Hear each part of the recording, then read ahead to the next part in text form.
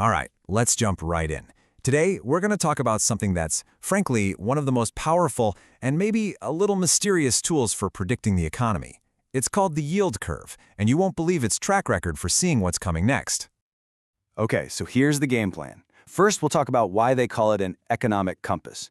Then we'll decode what it's actually saying.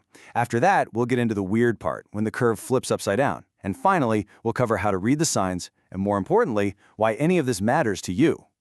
So here's the big idea I want you to hold on to. The yield curve is basically an economic compass. Seriously, for decades, the smartest people in finance have been using this thing to steer through the, choppy waters of the economy. It's their secret map to what might be coming. If you listen closely to financial news, you'll hear this phrase over and over again. Watch the U.S. bond yield curve. You hear it from economists, big-shot investors, you name it. It sounds simple, right? But there's a reason they all say it. They know just how powerful this thing is. Think about it for a second. What if there was just one chart, one single graph that anyone could look at that could actually predict the next recession? Sounds like science fiction, right? Well, it's not. That's exactly what we're talking about, and today, we're going to pull back the curtain and see exactly how it works. Okay, so to really get how this compass works, we've got to learn its language. And don't worry, it sounds way more complicated than it is. It really just boils down to 3 key ideas. Let's tackle them one by one. First up, the government bond.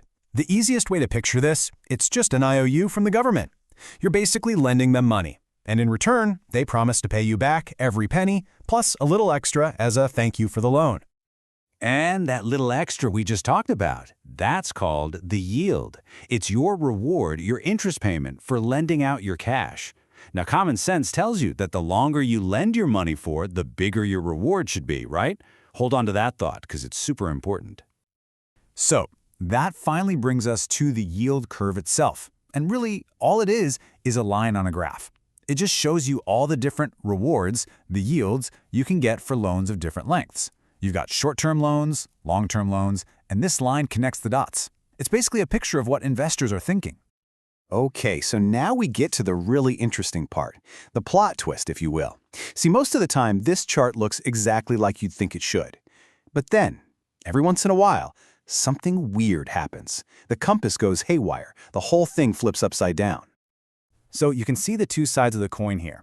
On the left, that's a normal curve. It slopes up, which makes sense. You get paid more for a longer loan. That's a sign of a healthy, optimistic economy.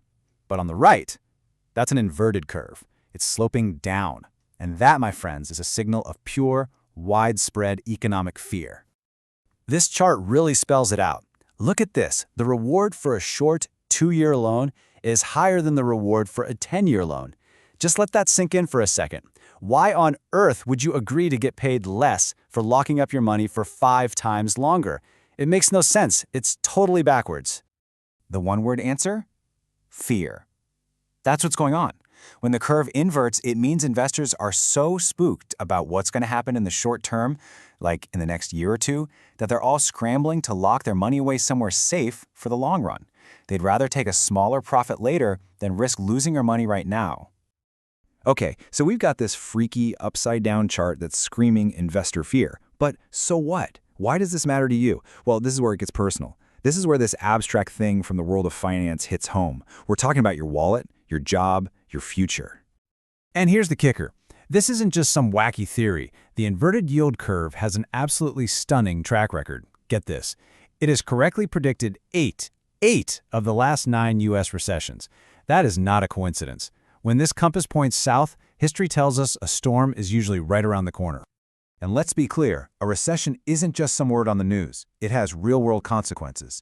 It could mean your job feels a little less secure. It might mean getting a loan for a house or a car suddenly gets way harder. It means watching your retirement accounts go on a roller coaster ride. The yield curve is that first flicker of the check engine light for all of these very real, very personal things. So let's tie it all together, right? The curve inverts, that's step 1. That signals massive investor fear. Step 2, that fear makes banks get really cautious, so they stop lending out money as easily. And step 3, when businesses and regular people can't borrow money, they stop spending. And that big slowdown, well, that's what we call a recession.